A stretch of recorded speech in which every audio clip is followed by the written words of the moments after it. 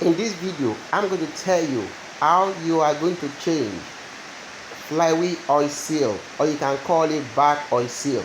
You know, we have front oil seal and back oil seal.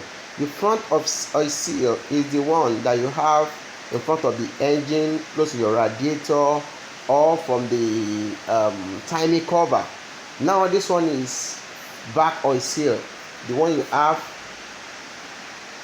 located in your flywheel. Now, how can you change it? The first thing you need to do is that you need to remove your flywheel. After you remove your flywheel, you can see the oil seal. Now you can see the oil seal on the screen. That is the oil seal.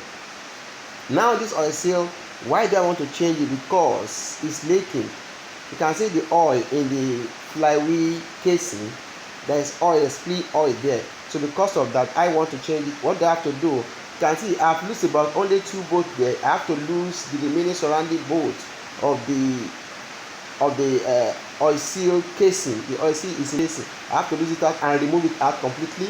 After removing it out completely, then I will have to change it.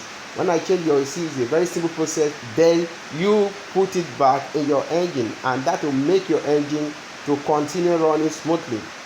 This is how I teach in my channel. Do well to subscribe to my channel, and you are going to learn a lot of things.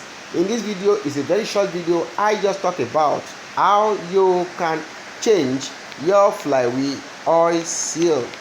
Hope you enjoy the video. I'm going to see you next in my another video. Do you see the dowel? We call it alignment dowel. It will help the flywheel to align very well, so that the flywheel will not be dangling or will not miss alignment. So it is very important, as you are fixing your flywheel, make sure your alignment is set.